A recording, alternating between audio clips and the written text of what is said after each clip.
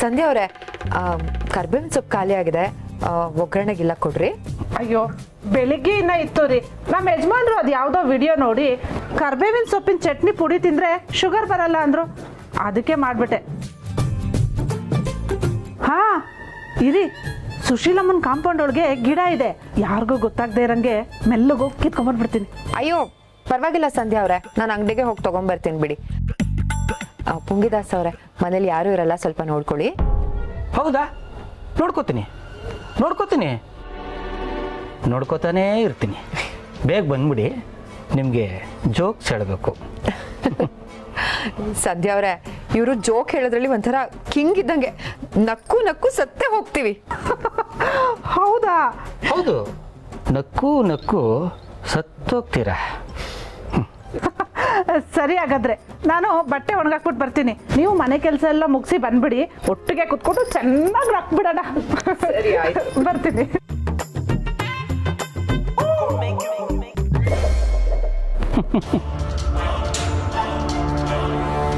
ಸಾಮೂಹಿಕ ಹತ್ಯೆ.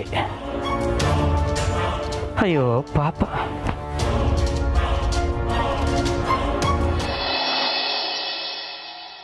ಬರ್ತಾರೆ ಬರಲ್ಲ, ಬರ್ತಾರೆ ಬರಲ್ಲ, ಬರ್ತಾರೆ ಬರಬೇಕು. ಹುಡುಗಿರೆಲ್ಲ ಬರಬೇಕು, ಒಬ್ಬೊಬ್ಬರನ್ನು ಮುಗಿಸ್ಬೇಕು.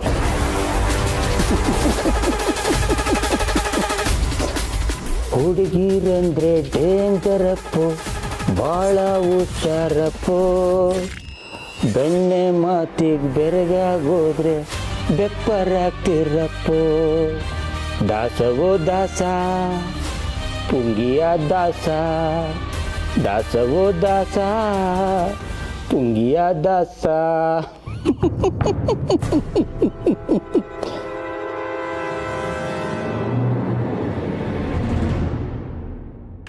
ಆದರೂ ಒಬ್ಬರು ಬಂದಿಲ್ವಲ್ಲ, ಇವ್ರಿಗೇನು ಟೈಮ್ ಸೆನ್ಸು ಕಾಮನ್ ಸೆನ್ಸ್ ಏನೂ ಇಲ್ವಾ? ಅಲ್ಲ, ಅಲ್ಲಿ ಯಮ ಕಾಯ್ತಾ ಇರ್ತಾನೆ, ಯಮ ಹಾಳಾಗೋಗ್ಲಿ, ಎಂಟ್ರಿ ಮಾಡ್ಕೊಳ್ಳೋಕ್ಕೆ ಚಿತ್ರಗುಪ್ತ ಕಾಯ್ತಾ ಇರ್ತಾನೆ. ಈ ಹುಡುಗಿರಿಗೆ ದೊಡ್ಡ ಮನುಷ್ಯರನ್ನ ಕಾಯಿಸಬಾರ್ದು ಅನ್ನೋದು ಒಂದು ಸ್ವಲ್ಪನೂ ಗೊತ್ತಾಗಲ್ಲ. ಬರಲಿ, ಒಬ್ಬರು ಬರಲಿ, ಮುಗಿಸ್ಬಿಟ್ಟು ಆಮೇಲೆ ಮಾತಾಡ್ತೀನಿ.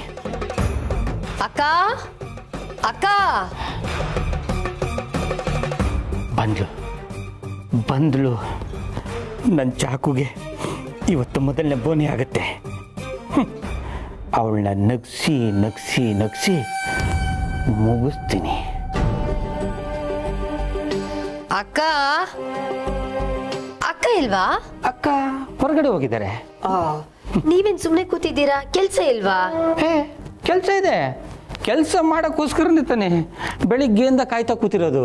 ಹೌದಾ? ನೀವೇನ್ ಕೆಲಸ ಮಾಡೋದು? Cleaning agency. ಅರ್ಥ ಆಗ್ಲಿಲ್ಲ.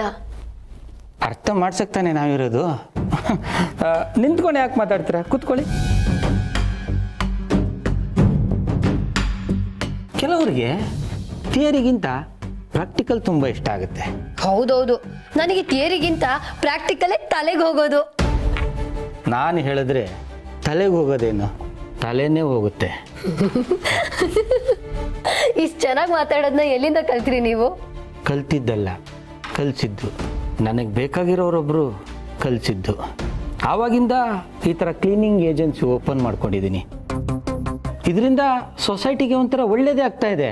ನಾನು ಮಾಡ್ತಾ ಇರೋ ಕೆಲಸ ಎಲ್ರಿಗೂ ಗೊತ್ತಾಗ್ತಾ ಇದೆ, ಆದರೆ ನಾನೇ ಮಾಡ್ತಾ ಇರೋದು ಅಂತ ಯಾರಿಗೂ ಗೊತ್ತಾಗ್ತಾ ಇಲ್ಲ.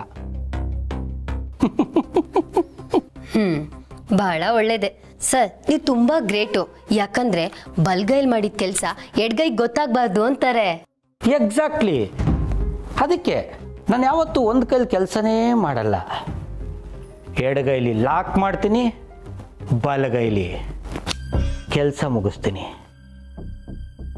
ಆಗ no sound, no band, only silence. ಆ ಸೈಲೆನ್ಸು ಎಷ್ಟು ಚೆನ್ನಾಗಿರುತ್ತೆ ಅಂದರೆ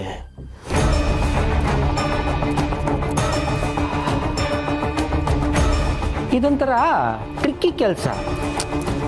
ಈಗ ಉದಾಹರಣೆಗೆ ಕ್ರಿಕೆಟಲ್ಲಿ ಕ್ಯಾಚ್ ಹಿಡೀರಿ ಏನಲ್ವಾ, ಕ್ಯಾಚ್ ಅಂದ್ರೂ ಹಿಡೀರಿ ಅಂತಾನೆ, ಹಿಡೀರಿ ಅಂದ್ರು ಕ್ಯಾಚ್ ಅಂತಾನೆ.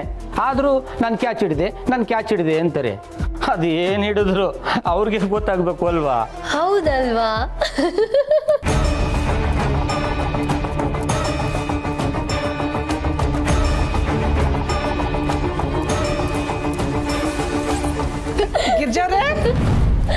ಗಿರ್ಜವ್ರೆ ಬಟ್ಟೆ ಎಲ್ಲ ಒಣಗಾಕಿದ್ದಾಯ್ತು. ಓಹ್, ನೀವು ಇಲ್ಲೇ ಇದ್ದೀರಾ? ಜೋಕ್ ಶುರು ಮಾಡ್ಕೊಳ್ಳಿ. ಅವರು ಬಂದ್ಬಿಡ್ಲಿ, ಎಲ್ಲ ಒಟ್ಟಿಗೆ ಶುರು ಮಾಡ್ಕೊಳ್ಳೋಣ. ಈಗ ಸಾಮೂಹಿಕ ವಿವಾಹ ಕೇಳಿದಿರಲ್ವಾ, ಹಾಗೆ ಸಾಮೂಹಿಕ ಜೋಕ್ಸ್.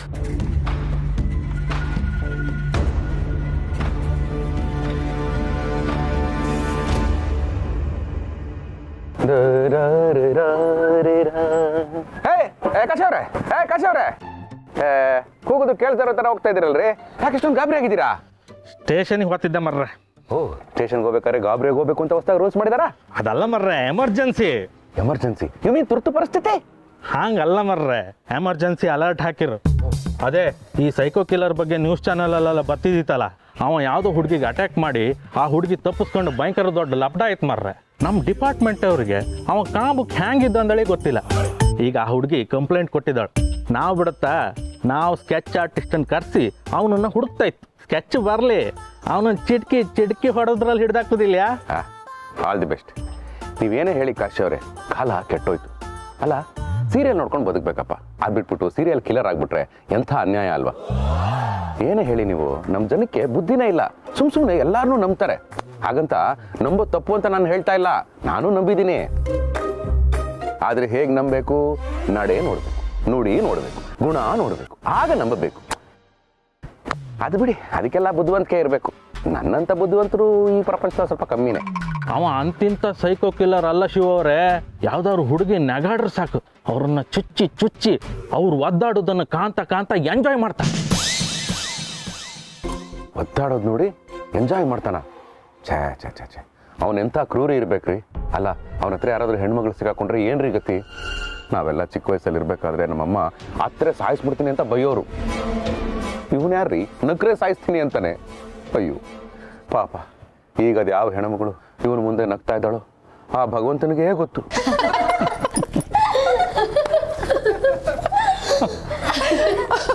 ಅಲ್ವಾ? ಮತ್ತೆ ನೋಡಿ, ಈಗ ಸೆಲ್ ಅಂದರೆ ಬಯಾಲಜಿ ಟೀಚರು ಜೀವಕೋಶ ಅಂತಾರೆ, ಫಿಸಿಕ್ಸ್ ಟೀಚರು ಬ್ಯಾಟ್ರಿ ಅಂತಾರೆ, ಸೋಷಿಯಲ್ ಟೀಚರು ಜೈಲು ಅಂತಾರೆ, ಈಗಿನವರಂತೂ ಮೊಬೈಲು ಅಂತಾರೆ. ಯಾವುದನ್ನು ನಂಬಬೇಕು, ಯಾವುದನ್ನು ಬಿಡಬೇಕು ಒಂದು ಅರ್ಥ ಆಗಲ್ಲಪ್ಪ.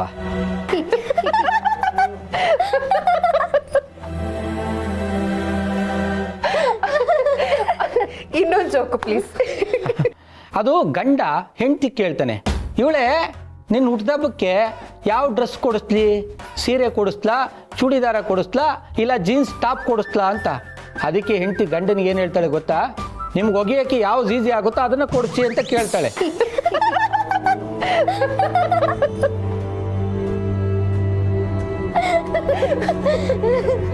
ಇನ್ನೊಂದು. ಇನ್ನೊಂದಾ? ಹೇಳ್ತೀನಿ.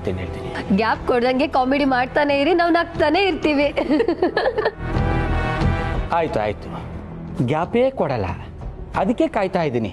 ಅದು ಒಂದ್ಸಲ ಏನಾಗುತ್ತೆ ಅಂದರೆ, ಅಪ್ಪ ಒಳಗಡೆ ಸ್ನಾನ ಮಾಡ್ತಾ ಇರ್ತಾನೆ.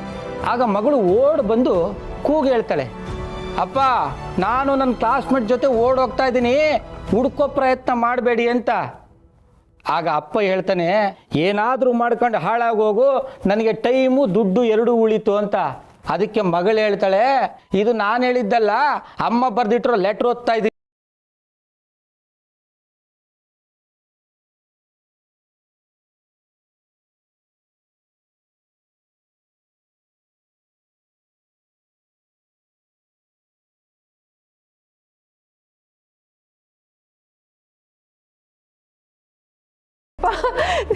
ಎಷ್ಟು ನಕ್ಬಿಟ್ವಿ, ಹೊಟ್ಟೆ ನೋವೇ ಬಂದ್ಬಿಡ್ತು ನನಗಂತೂ.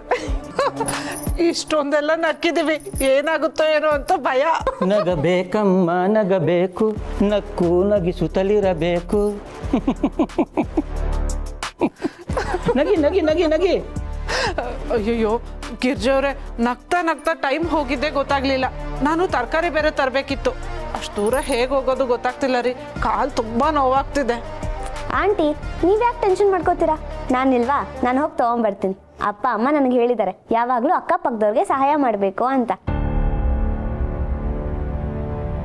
ನೋಡ್ದ್ಯಾಕ, ಈಗಿನ ಕಾಲದ ಮಕ್ಕಳು ಅಪ್ಪ ಅಮ್ಮ ಹೇಳಿದ ಕೆಲಸನೇ ಮಾಡಲ್ಲ ಅಂತಾರೆ. ಅಂಥದ್ರಲ್ಲಿ ನಮ್ಮ ಪ್ರಣಿ ಅಕ್ಕಪಕ್ಕದವ್ರಿಗೆ ಸಹಾಯ ಮಾಡ್ತೀನಿ ಅಂತ ಹೇಳ್ತಿದ್ದಾಳೆ. ಎಂಥ ಸಂಸ್ಕಾರ ಕಲ್ಸಿದ್ಯಾ. ಮಕ್ಕಳಿಗೆ ಒಳ್ಳೆ ಸಂಸ್ಕಾರ ಕಲಿಸೋದು ಅಪ್ಪ ಅಮ್ಮನ ಕರ್ತವ್ಯ ಕಣೆ. ಪ್ರಣಿ, ಹುಷಾರಾಗಿ ಹೋಗ್ಬಾ. ನ್ಯೂಸಲ್ಲೆಲ್ಲ ಆ ಸೈಕೋ ಕಿಲ್ಲರ್ ಬಗ್ಗೆನೇ ಹೇಳ್ತಿದ್ದಾರೆ. ಏ ಚೆನ್ನಾಗಿ ಹೇಳಿದ್ರಿ. ಅಂಥವರೆಲ್ಲ ಸಿಟಿಲಿರೋದು. ಅದು ಅಲ್ಲದೆ ನಿಮ್ಮ ಮನೆ ಸಿಟಿಯಿಂದ ದೂರ ಇದೆ. ಇಲ್ಲಿಗೆ ಬರಬೇಕು ಅಂದರೆ ಬಸ್ ಚಾರ್ಜು ಎಷ್ಟು, ಟೈಮು ಎಷ್ಟು ಅಲ್ವಾ? ಅದು ನಿಜನೇ. ಆದರೂ ಯಾಕೆ ರಿಸ್ಕ್ ತಗೊಳ್ಳೋದು? ಪ್ರಣಿ, ನಾನು ನಿನ್ನ ಜೊತೆ ಬರ್ತೀನಿ. ಅದ್ರ ಬಗ್ಗೆ ನೀವೆಲ್ಲ ಯಾಕೆ ತಲೆ ಕೆಡಿಸ್ಕೋತೀರಾ? ನೋಡಿ, ನಾನಿರೋದೆ ಹೆಣ್ಣು ಮಕ್ಕಳ ಸೇವೆಗೋಸ್ಕರ. ಪ್ರಣಿ ನಮ್ಮ ಅಣ್ಣನ ಮಗಳ ಥರ ಇದ್ದಾಳೆ. ಅವಳಿಗೋಸ್ಕರ ನನ್ನ ಪ್ರಾಣ ಬೇಕಾದರೂ ಕೊಡ್ತೀನಿ. ಆದರೆ ಯಾರಿಗೆ ಕೊಡ್ತೀನಿ ಅಂತ ಮಾತ್ರ ಗೊತ್ತಾಗಲ್ಲ. ನೀವೆಲ್ಲ ಹೀಗೆ ನಗ್ತಾರಿ, ನಾವು ಹೋಗಿ ಬರ್ತೀವಿ. ಬಾ ಪ್ರಣಿ, ಬಾ ಬಾ ಬಾ ಬಾ ಬಾ ಬಾ.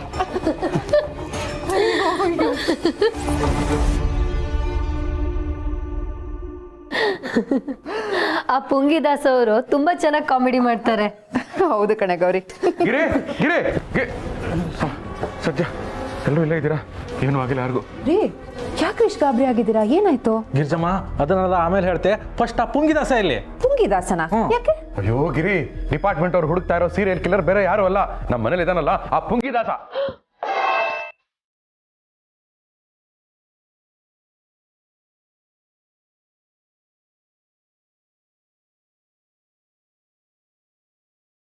ಈಗಷ್ಟೇ ಮೊಬೈಲಿಗೆ ಸ್ಕೆಚ್ ಬಂತು. ಅದನ್ನ ಕಂಡ್ರ ಮೇಲೆ ಕನ್ಫರ್ಮ್ ಆಯ್ತು, ನಮ್ಮ ಮನೇಲಿ ಪುಂಗಿದಾಸನೇ ಸೈಕೋ ಕಿಲ್ಲರ್ ಅಂದಳಿ.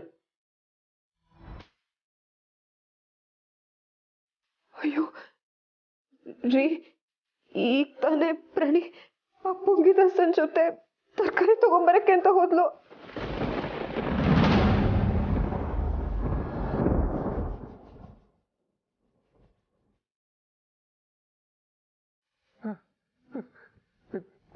ಕಾಶವ್ರೆ, ಈಗೇನ್ರಿ ಮಾಡೋದು?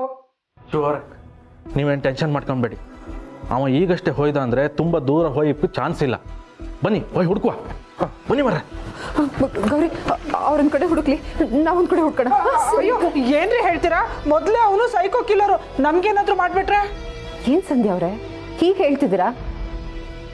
ಅಂದ್ರೆ ನಮ್ಮ ಕೈಲಿ ಏನೂ ಆಗಲ್ಲ ಅಂತನಾ? ನಾವ್ ಈ ತರ ಅನ್ಕೊಳ್ತಿರೋದಕ್ಕೆ, ನಾವ್ ಈ ತರ ಹೆದರ್ಕೊಳ್ಳೋದಕ್ಕೆ ಅವ್ನು ಬರೀ ಹೆಣ್ಮಕ್ಳನ್ನ ಟಾರ್ಗೆಟ್ ಮಾಡ್ತಿರೋದು. ನಡೀರಿ, ಹೆಣ್ಮಕ್ಳ ಶಕ್ತಿ ಏನು ಅಂತ ಇವತ್ತು ಅವನಿಗೆ ತೋರ್ಸೋಣ.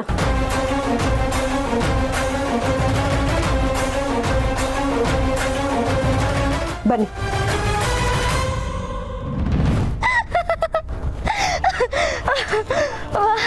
ಅಂಕಲ್, ಇದೇ ತರ ಇನ್ನೊಂದು ಜೋಕ್ ಹೇಳಿ. ಹೇಳ್ತೀನಿ, ಹೇಳಕ್ಕೆ ತಾನೇ ಕರ್ಕೊಂಬಂದಿರೋದು. ಈಗ ಒಂದು ಆನೆ 20 ಮೆಟ್ಲು ಇಳ್ಕೊಂಡು ನದಿಲಿ ಸ್ನಾನ ಮಾಡಿಕೊಂಡು ಅದು ಮೇಲೆ ಹೇಗೆ ಬರುತ್ತೆ? ಮೆಟ್ಲು ಎತ್ಕೊಂಡು ಬರತ್ತೆ. ನೋ, ಸೊಂಡ್ಲು ಎತ್ಕೊಂಡು ಬರತ್ತೆ. ನೋ ವೇ, ಚಾನ್ಸೇ ಇಲ್ಲ. ಮತ್ತೆ ಇನ್ ಹೆಂಗ್ ಬರತ್ತೆ ಅಂಕಲ್? ಆನೆ ಸ್ನಾನ ಮಾಡಿ ಒದ್ದೆ ಆಗಿರುತ್ತಲ್ವಾ, ಒದ್ದೆ ಮೈಯಲ್ಲಿ ಮೇಲೆ ಬರುತ್ತೆ.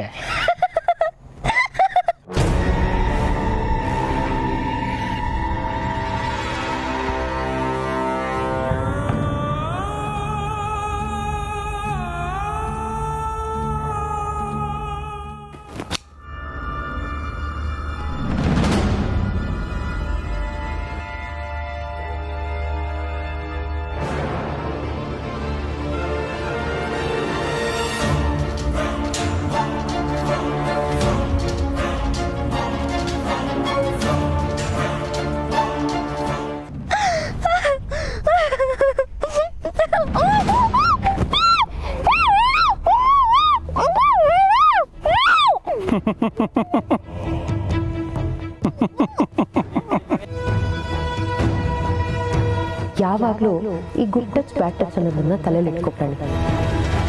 ಕೆಲವೊಂದ್ಸಲ ಆ ದೇವರೇ ಬಂದ್ರು ನಮ್ಮನ್ನ ಕಾಪಾಡಕ್ ಆಗಲ್ವೇನೋ ಅಂತ ಅನ್ಸ್ಬಿಡುತ್ತೆ. ಅಂತ ಸಂದರ್ಭಗಳಲ್ಲಿ ನಮ್ಮನ್ನ ನಾವೇ ಕಾಪಾಡ್ಕೋಬೇಕು.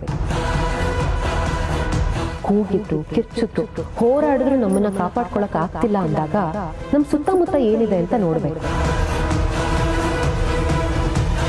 ಕೈಗೆ ಏನ್ ಸಿಗುತ್ತೋ ಅದ್ರಲ್ಲಿ ಆಕ್ರಮಣ ಮಾಡಬೇಕು.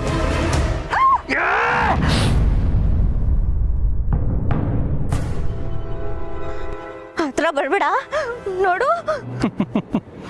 ನಾನು ಹತ್ರ ಬರೋದಿರ್ಲಿ, ಈಗಾಗಲೇ ನೀನು ಸಾವಿನ ಮನೆಗೆ ತುಂಬಾ ಹತ್ರ ಬಂದಿದೀಯ ಮಗು.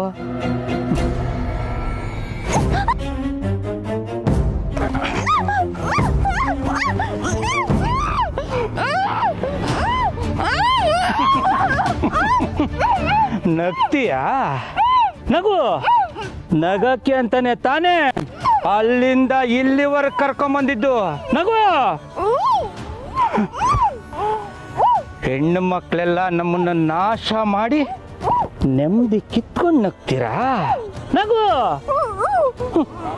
ನೀನು ಕಾಪಾಡಿ ಕಾಪಾಡಿ ಅಂತ ಬಡ್ಕೊಂಡ್ರು ನಿನ್ನನ್ನು ಕಾಪಾಡಕ್ಕೆ ಇಲ್ಲಿ ಯಾರು ಇಲ್ಲ ಮಗು.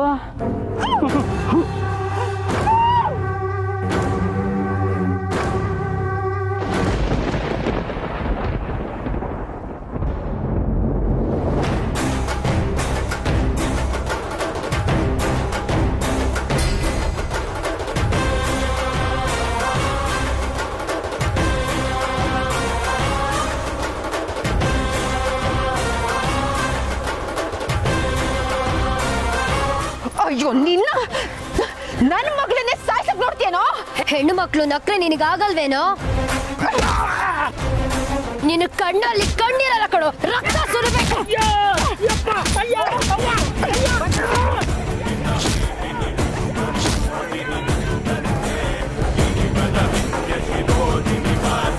ಹೆಣ್ಮಕ್ಳನ್ನೆಲ್ಲ ಚುಚ್ಚಿ ಚುಚ್ಚಿ ಸಾಯಿಸ್ತೀಯಾ?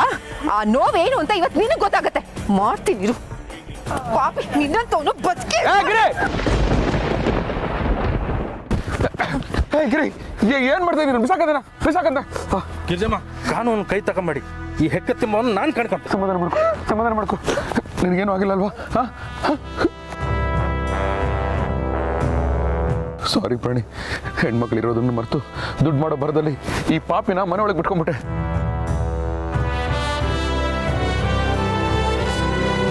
ಅಲ್ಲ ಗಿರ್ಜಮ್ಮ, ಹಾರು ಇಂಥ ಹೆಕ್ಕತ್ತಿಂಬವನ್ನು ಎದುರಿಸುವಷ್ಟು ಧೈರ್ಯ ನಿಮ್ಗೆ ಎಲ್ಲಿಂದ ಬಂತು? ಹೆಣ್ಮಕ್ಳಿಗೆ ಧೈರ್ಯ, ಶಕ್ತಿ ಎಲ್ಲ ಇರುತ್ತೆ. ಆದ್ರೆ ಅದನ್ನ ತೋರ್ಸೋದಕ್ಕೆ ಸಮಯ, ಸಂದರ್ಭ ಅಂತ ಬರ್ಬೇಕು. ಇವತ್ತು ನಾವು ಅದನ್ನ ಪ್ರೂವ್ ಮಾಡ್ಕೊಂಡಿದೀವಿ ಅಷ್ಟೇ.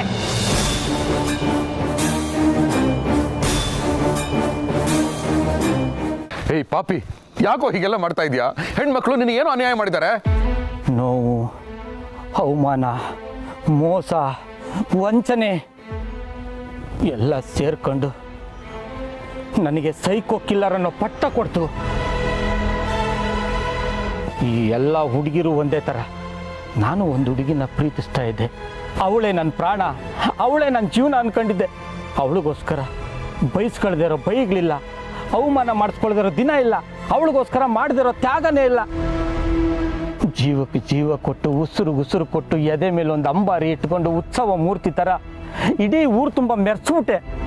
ಅವಳು ನಕ್ಕಿದ್ರೆ ಇಡೀ ದಿನ ಚೆನ್ನಾಗಿರ್ತಾ ಇತ್ತು. ಅವಳ ನಗು ನನ್ನ ನೋವನ್ನ ಮರೆಸಿಬಿಡ್ತು.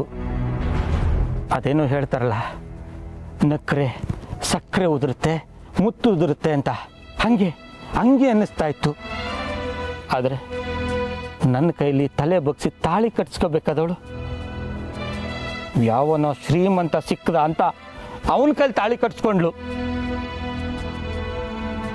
ಯಾರ ಕೈಲೋ ತಾಳಿ ಕಟ್ಸ್ಕೊಂಡು ನಾನು ತಲೆ ಬಗ್ಸೋ ಥರ ಮಾಡಿ ಹೊರಟೇ ಹೋದ್ಲು. ಅದಕ್ಕೆ ಈಗ ಯಾವುದೇ ಹುಡುಗಿ ನಕ್ಕಿದ್ರು ನನ್ನ ಕಣ್ಣು ಮುಂದೆ ಅವಳೇ ಕಾಣಿಸ್ತಾಳೆ. ಅದಕ್ಕೆ ನಾನು ಹುಡುಗಿರು ನಕ್ಕಿದ್ರೆ ಸಾಯಿಸಿಬಿಡ್ತೀನಿ.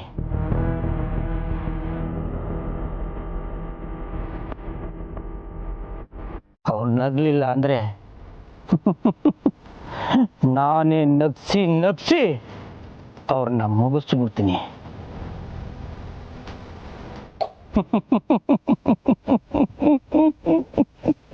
ಏಯ್, ಯಾರೋ ಒಬ್ಳು ಅನ್ಯಾಯ ಮಾಡಿದ್ಲು ಅಂತ ಊರಲ್ಲಿರೋ ಹೆಣ್ಮಕ್ಳನ್ನೆಲ್ಲ ಸಾಯ್ಸಕ್ ಕೊಟ್ಟಿದ್ಯಲ್ಲ ಪಾಪಿ.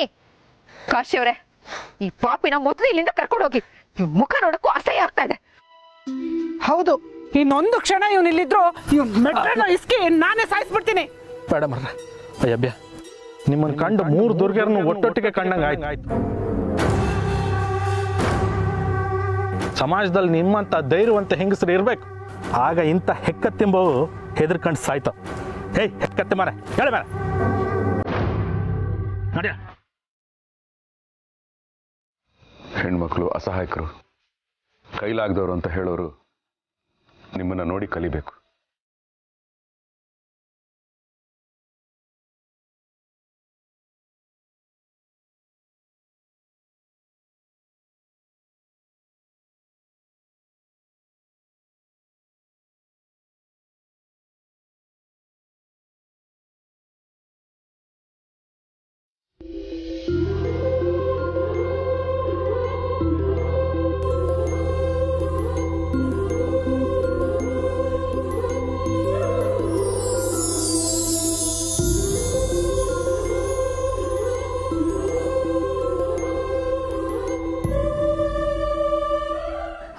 ರೀ, ಏನ್ರಿ ಇದು? ಕಾಣಿಸ್ತಾ ಇದ್ದೇವೆ ನಮ್ಮ ಸೆಲೆಬ್ರೇಷನ್.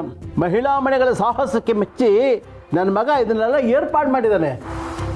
ಥ್ಯಾಂಕ್ಸ್ ರೀ. ಥ್ಯಾಂಕ್ಸ್ ಎಲ್ಲ ಆಮೇಲೆ ಹೇಳಿ, ಮೊದಲು ಕೇಕ್ ಕಟ್ ಮಾಡಿ. ಬನ್ನಿ.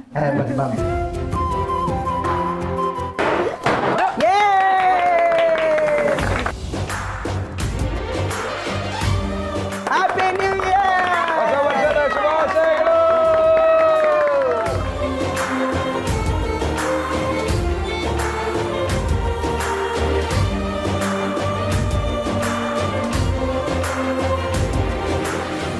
ಭವ್ಯ, ಎಲ್ರ ಹತ್ರ 200 ರೂಪಾಯಿ ಕಲೆಕ್ಷನ್ ಮಾಡಿದ್ಯಲ್ಲ, ಪಪ್ಸು ಚಿಪ್ಸು ಅಂತ ಎಲ್ಲ ಎಲ್ಲಿ?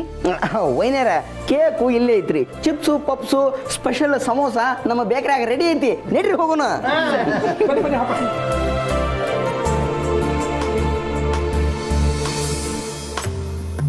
ಭಗವಂತ,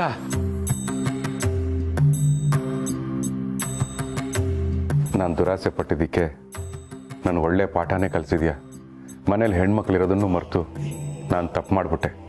ನನ್ನ ಕ್ಷಮಿಸು ಭಗವಂತ. ಹೆಣ್ಣು ಮನೆಯಲ್ಲಿದ್ರೆ ಭಯ ಪಡೋದು ತಪ್ಪು ಶಿವಪ್ರಸಾದ್. ಏನು ಭಗವಂತ ಹೀಗೆ ಹೇಳ್ತಾ ಇದೆಯಾ? ಹೆಣ್ಣು ಮನೇಲಿದ್ರೆ ಭಯ ಪಡಬಾರ್ದಾ? ದುಷ್ಟಶಕ್ತಿಗಳು ಹೆಣ್ಣಿಗೆ ಭಯ ಪಡಬೇಕು, ಆದರೆ ನೀವುಗಳಲ್ಲ. ಯಾಕಂದ್ರೆ ಹೆಣ್ಣು ಶಕ್ತಿಯ ಸ್ವರೂಪ.